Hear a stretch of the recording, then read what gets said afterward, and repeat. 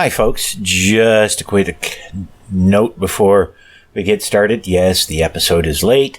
I have been working almost 14 days without a day off.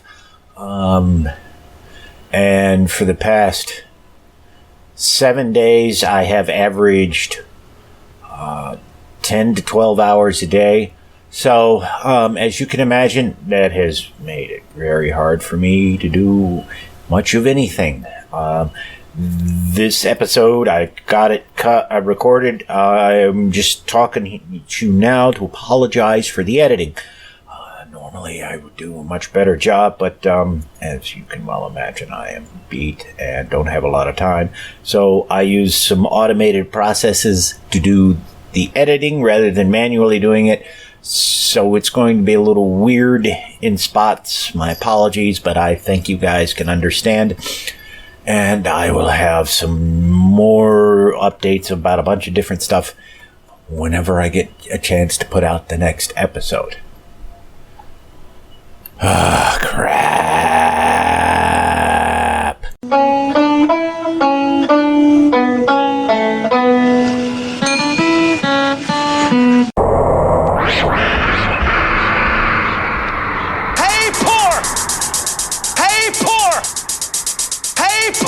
You don't have to be poor anymore. Jesus is here. The loudspeaker spoke up and said, Christianity is stupid.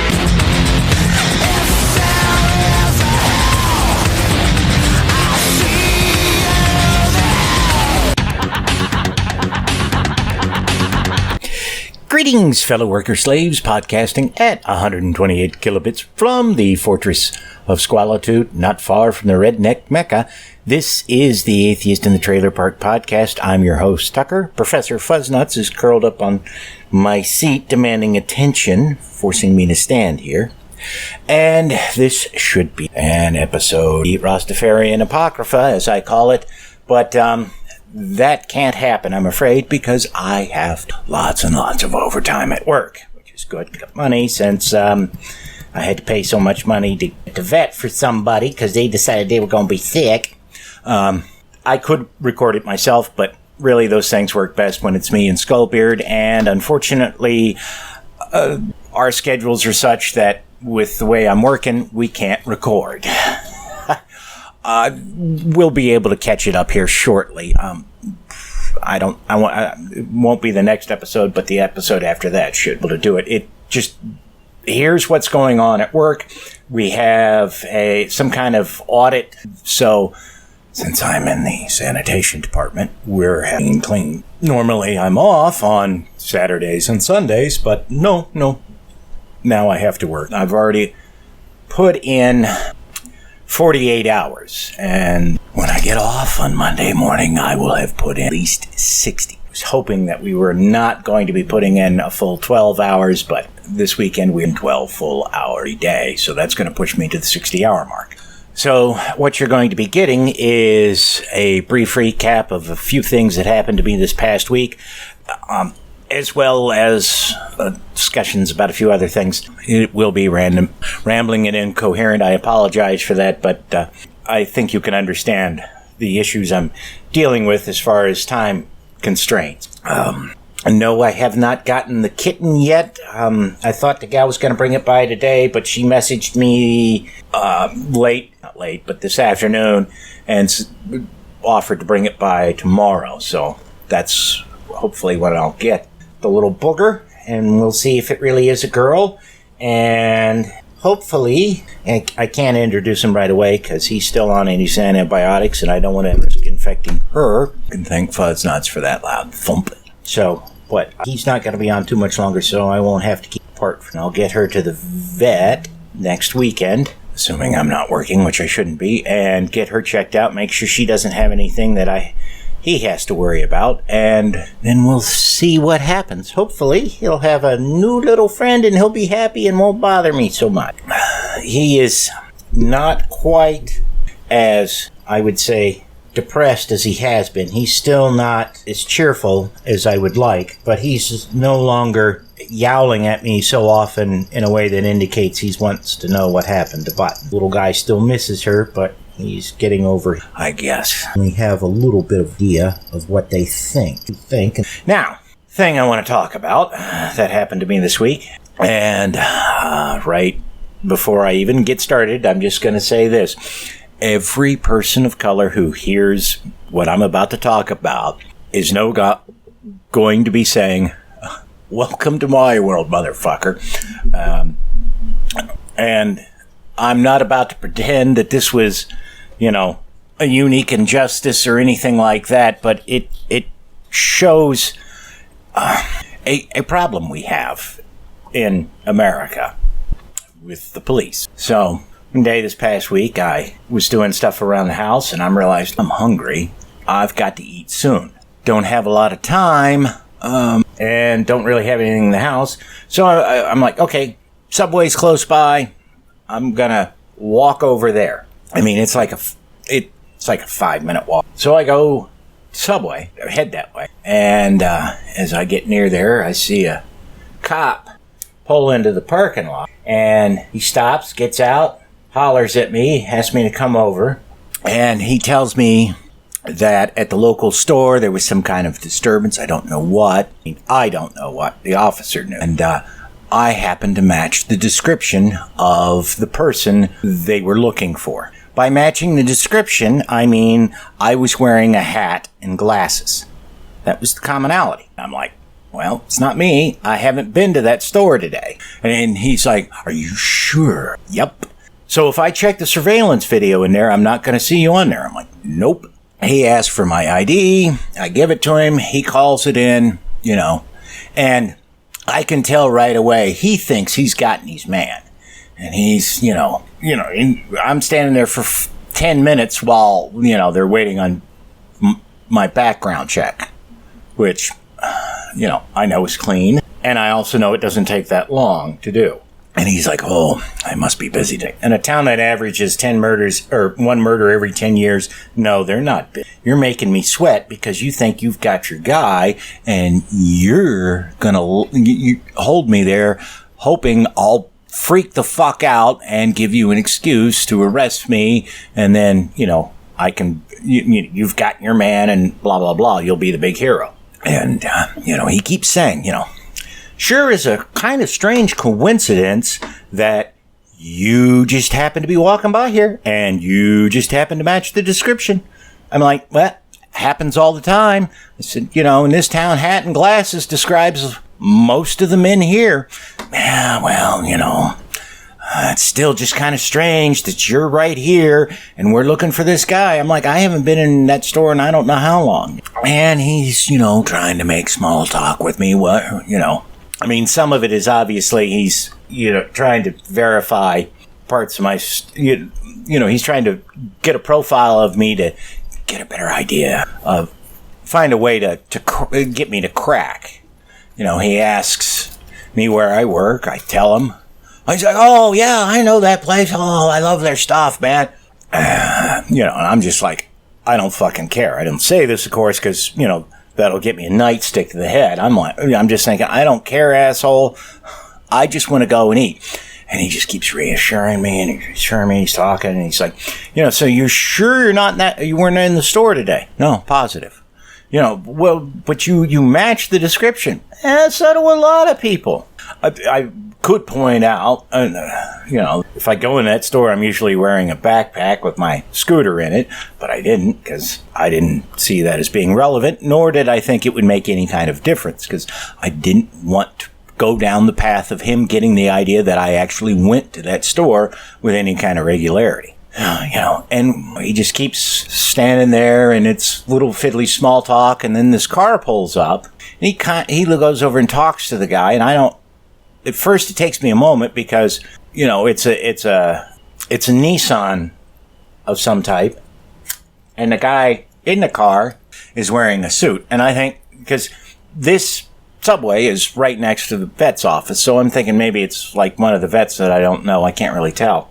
And there's also a couple other businesses in there, including a satellite location for a mega church. And, and then I hear squawking from a radio, and I realize, the guy driving the car is a detective. And he calls me over and he asks me if, same basic questions that the cop asked me. Wasn't me, dude. Sorry. Can't help you. Just like, okay.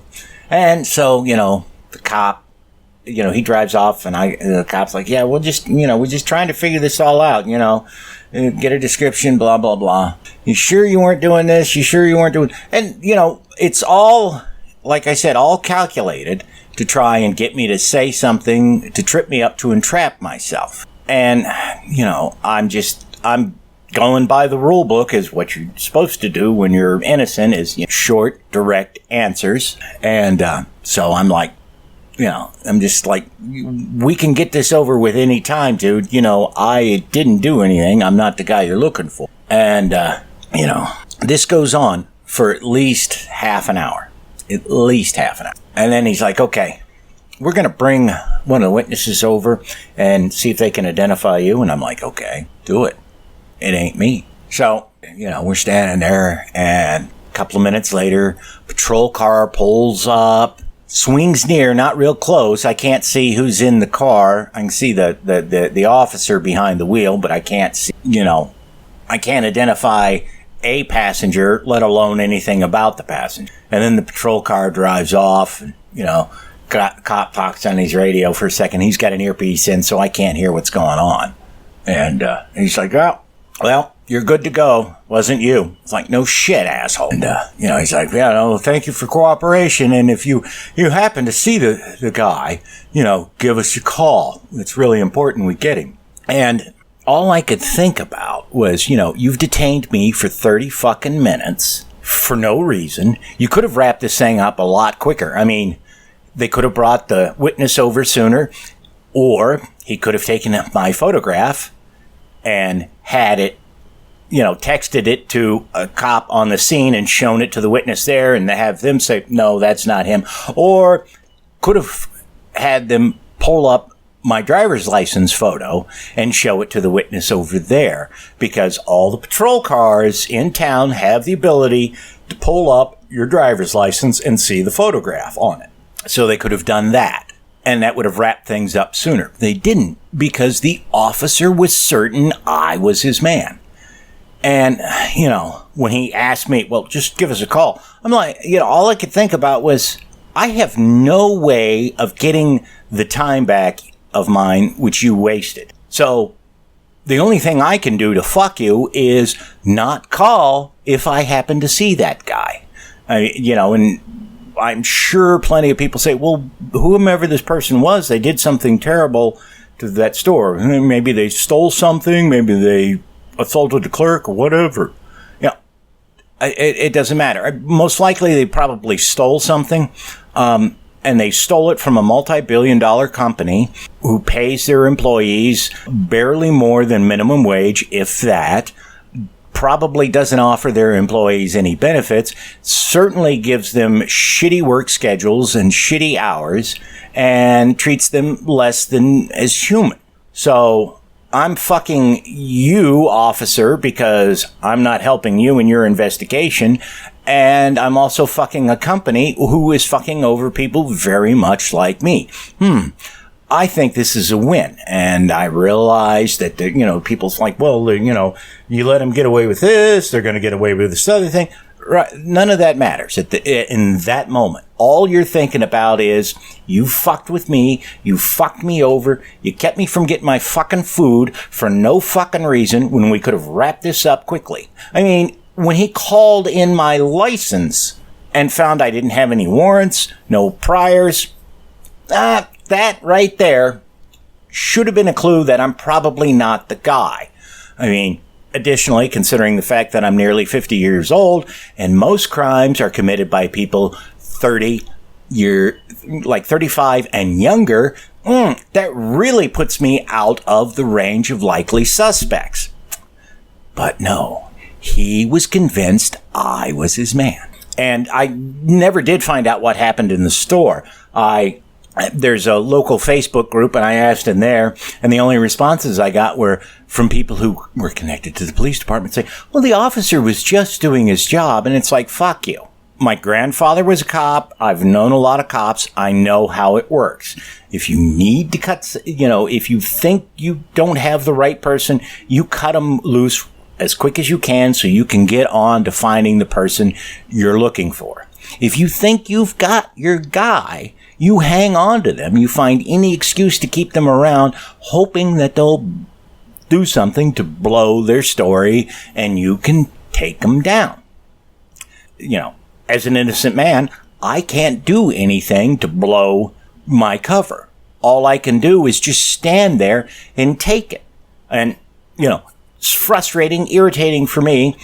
And this is the first time it's happened to me in a long time. Now, if I was a person of color, that could very well be a daily or at least weekly occurrence in my life.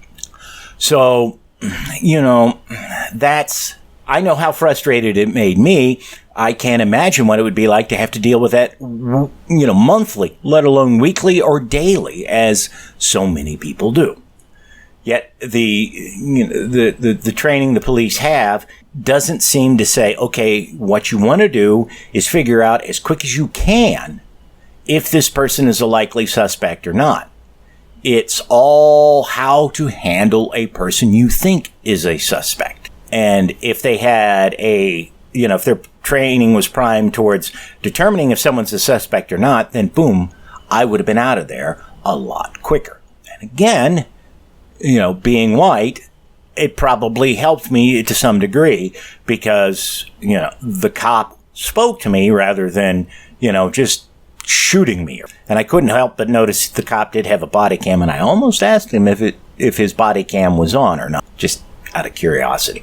And there's not really any point in my complaining to the police department about what happened because the officer was polite. He followed procedure. The problem was not him being rude or him not following procedure. The problem was the procedure, namely that it didn't tell him how to quickly determine if somebody was a suspect or not. It just told him what to do when you think you've got a suspect. So, he wasted my time. He also wasted his time because he was dealing with somebody who had no involvement in the situation, couldn't provide any information, and that means he wasn't out looking for who did it. So he wasted his time. As a taxpayer, he wasted my money. But, because of the way our society is structured, that's not going to matter. And of course, since he knows where I live, he also knows I don't have a lot of money, so it's not like I can call up my close friend. Sorry, Fuznuts was giving himself a bath and banging the mic. I can't call up my close friend who knows the mayor or who is the mayor and bitch about the situation because the mayor doesn't know me. I don't know the mayor. And I certainly don't know anybody on the city council or anything like that. So, my complaints are going to fall on deaf ears. Although, now that I think about it, I may have a connection to somebody on the council. Or I know, now that I think about it, I have a connection to somebody who works in City Hall. Very indirectly, but I may just run that down. See, this is why you get involved in local politics. Because then when you have a situation like this, you realize, I know somebody, maybe I can get this addressed. It won't fix the problem I had, but maybe it'll keep somebody else from having the same problem. We'll just have to see. Okay. Now, that previous section was recorded Saturday night before I went to work, so a few things have changed since then here, slightly. Although Fuznuts is still banging.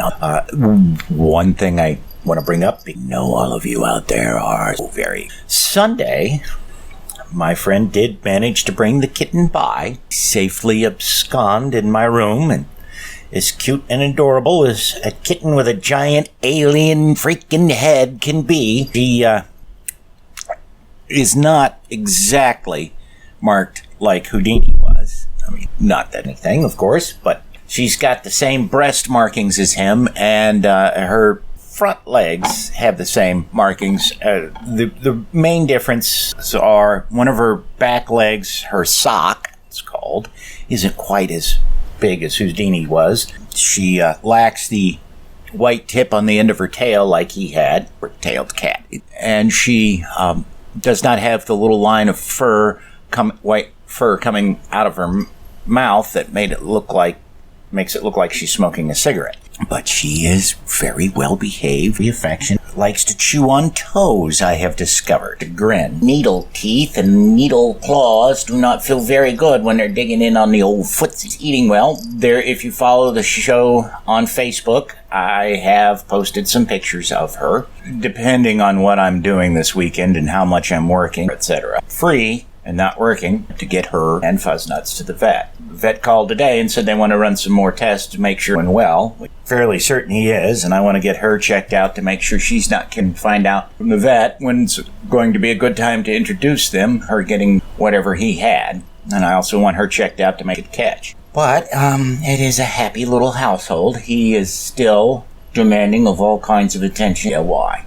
Now, and I did wind up working. Well, I worked 8 hours Saturday and then 11 hours today, and I have to go in an hour early tonight, so in theory I'll be working 12 hours. The rumor is that we're going to be working 12 hours for most of this week because we're having some kind of audit from our customer. We've been going around and just cleaning. After a while, you can't clean something that's just been cleaned, and that's kind of where we're at. We'll see what happens. And then it's also rumored we'll be off the 4th. I don't know or not. Those are just rumors. But also, since then, and as we've heard, there has been an incident where Sarah Huckabee Sanders used service at a restaurant. And, there's a lot of split decisions on this. They're saying, well, we shouldn't be so polarized as a nation that we refuse to serve somebody who's agree with. Isn't this kind of like refusing to serve people who are gay,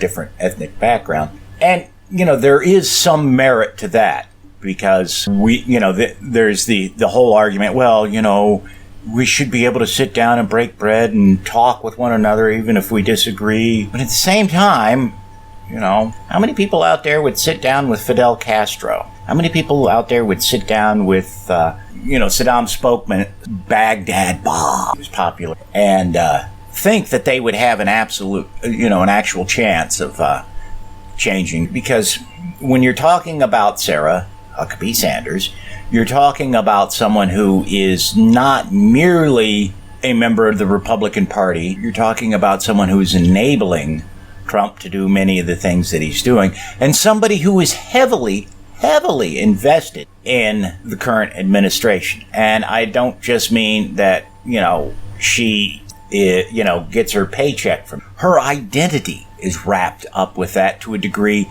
that your typical Trump voter doesn't have, because she isn't merely, out there supporting Trump to friends and people she knows.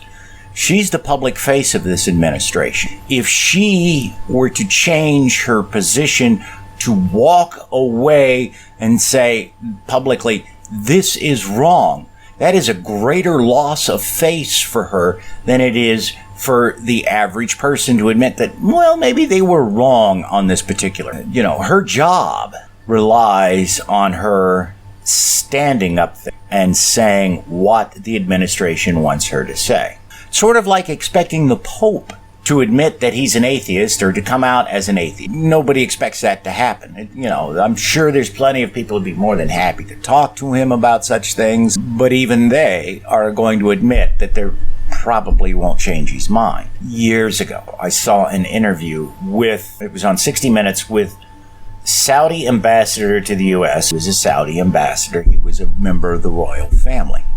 And those thumps you hear are Fuzznuts' tail flicking. And I was fascinated by watching this interview because it was amazing in his slipperiness. And, the interviewer, I think it was Leslie Stahl, I don't remember, she would, raise a very direct question about something dealing with the Saudis. And the, one of the questions she raised with him, dealt with a corruption issue. And he didn't sit there and deny corruption or anything like that. His response boiled down to, well, yes, there's corruption. No, I don't like it. But I know that if we didn't have the things that we have, as he was talking about like government structures and things like that, it would be far worse. And I cannot do justice to the way he did this. I mean, it was just utterly fascinating. It was a lesson. It was an absolute lesson in how to dissemble and spin things. I've never seen an American politician come anywhere close. And I've just checked, and I can't find the interview online. I wish I could, because a master class. And, the guy was slippery. And, I say that out of admiration, because would expect that, some of the questions put to him would have caused him to, well, fuck, you got me. But he didn't do that. He had, he was there. He could whip out a response and just go. And it's wrong. But, when you're dealing with certain people who are linchpins of their ideology, reasoning with them is going to be almost impossible, because they're so heavily invested in it, and they've built up such defense mechanisms that you're not going to be able to find the crack you need to get in there and get them to change their mind. They, whatever you can think of to pitch to them, they've gone over it in their mind 1,000 times how they're going. So you have a very tough tough time surprising them. And, the argument is, well, we shouldn't consider anyone unreachable. And the abstract, in reality, we're not going to have the kind of time to make a difference to somebody who is that tightly wound up with the opposite. You're going to, you're going to have a few minutes at most, and the best you could hope for is like what happened with Bill O'Reilly when he went to the restaurant in Harlem, where, he came out and said, oh, hey, it was like being in a white-owned restaurant. They didn't cuss. They were polite. They were professional. Nobody is going to argue that visit changed Bill O'Reilly's perspective in any meaningful way on race. It would take something far larger than that to change things. There was an interview I saw with a pilot stationed in Germany immediately after II. And he talked about how anytime American soldiers went into a German restaurant, all the Germans eating there immediately would get up and leave the restaurant about the loss of the war. That changed. And not because somebody sat down and had a conversation with those individuals, though it may have changed, that may have happened with some of them. What changed the attitude of the Germans towards the Americans, the Berlin airlift. The pilot said that once the Berlin airlift began, and born after the fall of the Berlin Wall, in the late 40s, early 50s, when Germany was split between the Allies and the Soviets decided we're going to blockade the West Berlin, which was the part that was controlled by the Allies. They were going to blockade that and prevent anything from getting in and getting out, at least on land. They realized pretty quickly that the city was going to starve to death, and the hope that the Soviets had was that the U.S. and the Allies would abandon Germany to the Soviets, and then it would become a satellite state. Instead, the U.S. and the Allies would fly mission after mission of cargo planes loaded with supplies into the airport in Berlin so that they could keep the city. And this was an insanely risky operation. I mean, nobody knew if the Soviets were going to shoot down the planes, and people had run the numbers, and there was no way that this airport had enough capacity to handle the number of planes which would be required to supply the city. I think they also did other things like parachute supplies into the city besides just having the planes land. But the people involved, both at the airport and both on the Allied side who were flying the planes, did a heroic act supplying the city because nobody starved during that time. They had ample food. The pilot said that after the Berlin airlift started, if an American soldier walked into a restaurant in Germany, the entire restaurant would immediately stand up and applaud. So it was not, an individual act of somebody sitting down with a German and talking to them that changed the Germans. Collective act by a large number of people to do a humanitarian effort to save people who were just so recently their enemy. And, let's put this in perspective with what happened with Sanders. She was mildly inconvenienced for. She was not somebody who, let's take an example, she wasn't a person of color who was trying to get their car repaired at the only garage in town, and they said, sorry, we don't work on cars that your people own. And, so she was inconvenienced. She was put out, but she wasn't in a situation where she was desperate. Oh my God, what am I going to do? Where am I going to go to fix my car? Or where am I going to go to get something to eat? It was okay, we'll go to this place next door or down the road. And it's probably the only consequences she's going to face for her action. I mean, you can sit there and say, well, Mueller is going to bring down the whole administration. And probably he will. But I don't think that Sanders is tied up in any way with the corruption involved that she's going to face serious jail time. And even if she does, you know what's going to happen as well as I do. She gets out of jail. She's going to have a job for Fox News. She's not going to, fade away. Fox News will prop her up, give her a paycheck. If Fox News won't do it, it'll be Breitbart.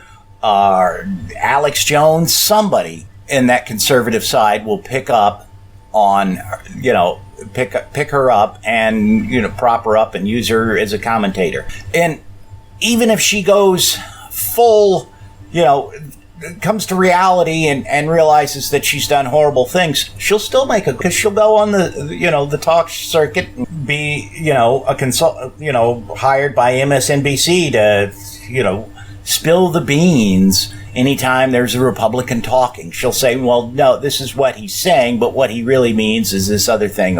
She's not going to suffer severe consequences for her action. She should, but she won't. So she gets inconvenienced for an evening. That's a small price. We have crossed the Rubicon in American politics. So many people in the Republican Party have cozied up to Trump and all his nonsense that the political landscape is going to be so vastly different 20 years from now. It will be unrecognizable. I mean, you talk about Nixon and, well, Nixon, damaged the Republican brand, but he only did so for 4 years because Reagan was, bring the party back into prominence. So if Trump goes down in disgrace, why shouldn't it be a similar situation where, okay, so the Republican Party sits out for 4 or 8 when it comes to the White House, and then, hey, we've got, another Republican.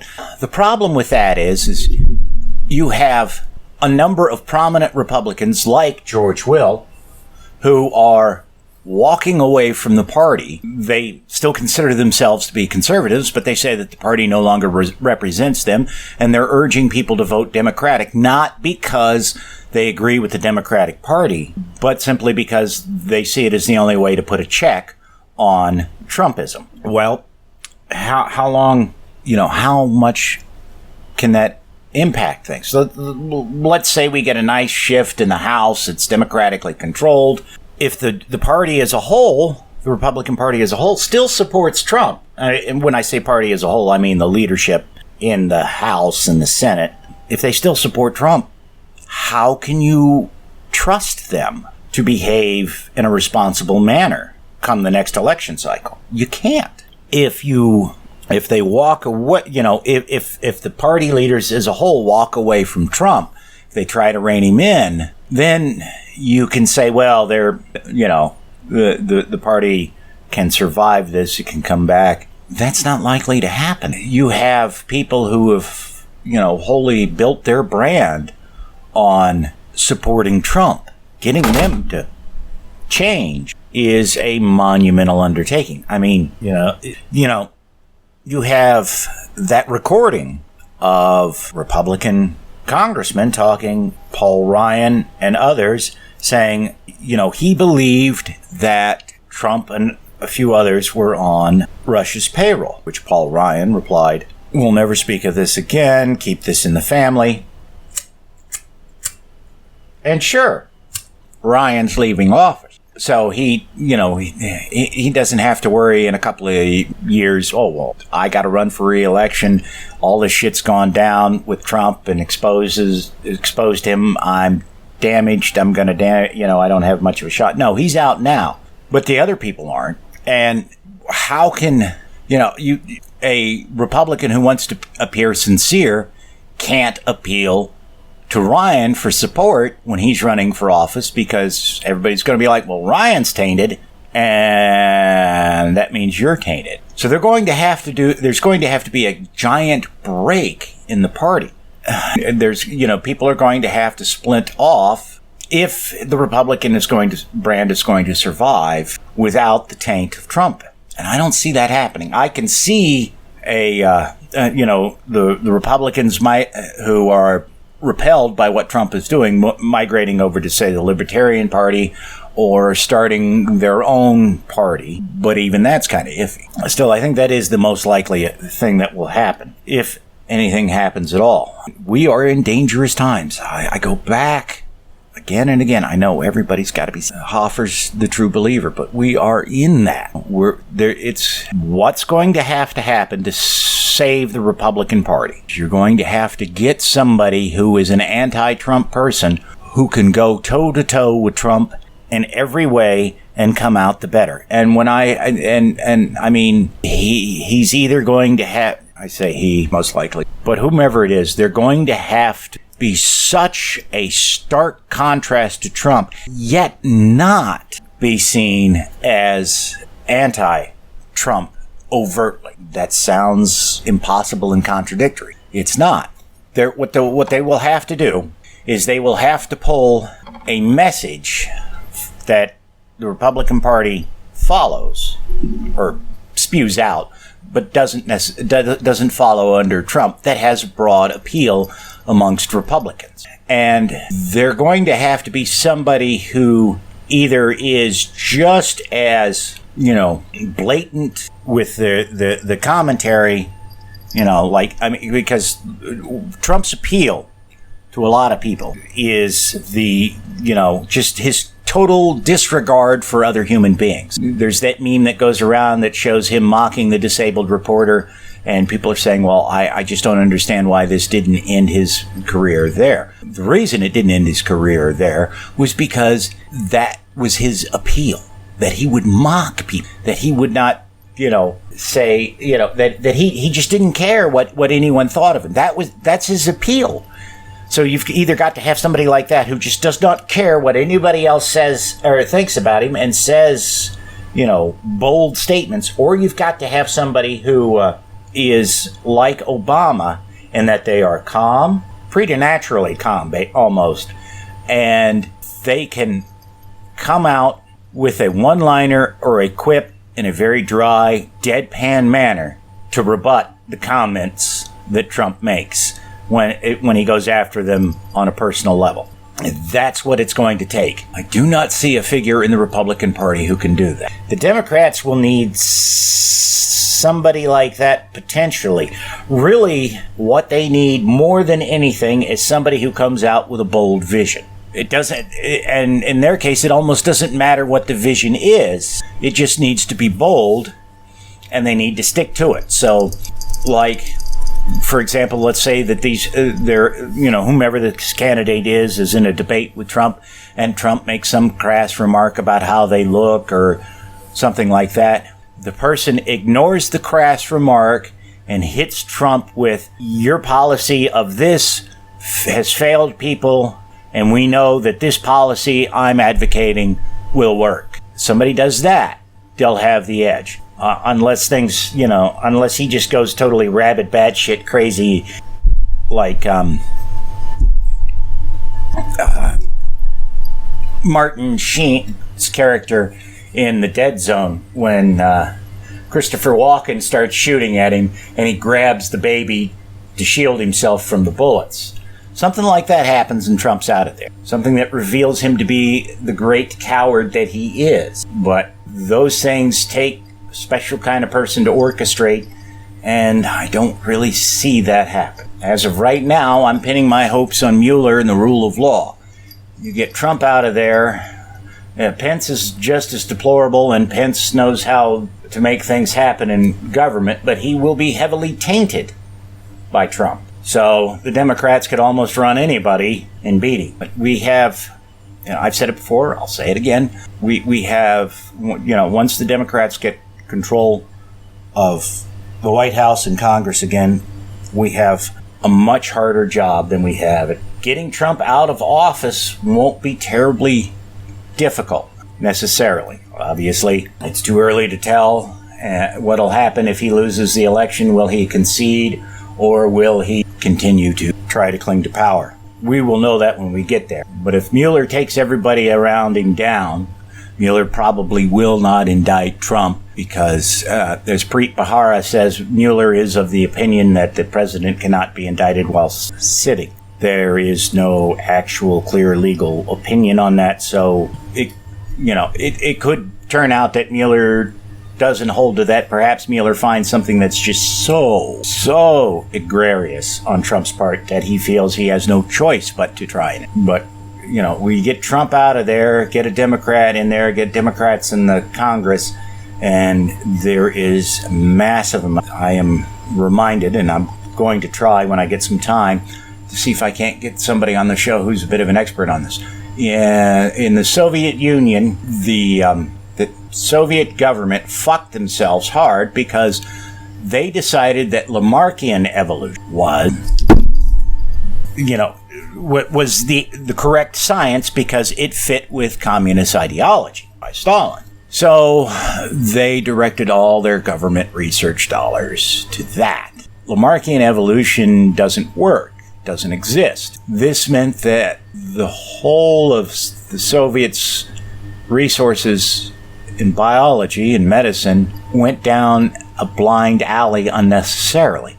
And it put them so far behind the West in terms of things that when Stalin died and everything, the government dropped that line of pursuit, it took them decades to catch back up. So, we're going to have a long period of time after Trump is gone just trying to catch up to where we were before he took office, let alone get to where the rest of the world is at that point. It's not a pretty picture. Still remain concerned that we could face a civil war, which would be awful. And, we need a bloody, we need a violent uprising. Get rid of. I know people who've been through. That's not how. And the assumption is anybody who thinks that a civil war is the solution is assuming that what rises from the ashes will be better than before. That's often not the case. In fact, I can't remember where I read this, but somebody did a study not too long ago that said the countries that have violent uprisings are more likely to install totalitarian governments after the uprising than the ones that had peaceful revolution. We don't know it yet. We think if things go in the worst case scenario, very, very few are going, but not to be such a terrible downer. I'll say that it is always possible to be wrong, and it's also possible that there is enough of a shock to the system when Mueller's finished with his investigation that it jolts things into the right direction. All we can do is work towards that scenario. And how we do that is getting involved in politics. And that doesn't just mean showing up to vote on election day. That means showing up at local party meetings. That means talking to people about politics. And that means trying to make an effort on an individual basis, one-on-one, with people who are likely to change their opinion. Somebody like Sanders is highly unlikely. As I said, it will take a significant act to get someone like her to change their opinion, and I don't see that happening. Anyways, I've got to get out of here because I got to get ready to work for work, And Fuzznot's is getting restless and jumping around, as I'm sure. So I will sign off now. We'll try to get another episode out if I'm lucky. The Rastafarian Apocrypha. Oh, that reminds me. But while I some might see the Rastafarian Apocrypha as a bit tongue-in-cheek, I have been educated that it's not really as far as calling it. There's why. Rastafarianism, found, takes its name from the name that the prince of Ethiopia had before he came to power in the 30s. And this particular prince was notable because he beat the Italian, and then later on, with the help of the British, beat the Germans in Africa. And it was a BBC miniseries podcast called Living with the Gods, and one of the episodes dealt with the prince, later the emperor of Ethiopia. And this is how I found out about it. And there's this whole thing about the symbolism and greatness about him that were the inspiration for the Rastafarian movement, because he showed for the first time that Africans militarily could be equal to the European. It was a big, huge deal. I mean, obviously you're beating fascists, so that's a big deal regardless, but for people of African descent, that was just massive. It was a huge moment for them, and the Rastafarian movement adopted the name as an homage to him. I will find that episode and link it in the show notes, because it's really, really fast. Now I'm getting out of here, and I will talk to you all soon. That's it for this episode of The Atheist in the Trailer Park Podcast. You can subscribe to the show on iTunes, Stitcher, as well as just about anywhere else podcasts can be found. Many of the episodes are also on YouTube. Follow the show on Twitter. @TParkAtheist is the show's Twitter. It's on Facebook at facebook.com/trailerparkatheist.com. If you happen to like the podcast, please rate it on iTunes. If you'd like to support the podcast, there's a donate button on the show notes page. You can support it via Patreon at patreon.com/TNTucker. Thanks for listening. Say goodnight, Fuzznotz. All I know is this violates every canon of respectable broadcasting. Damned cat.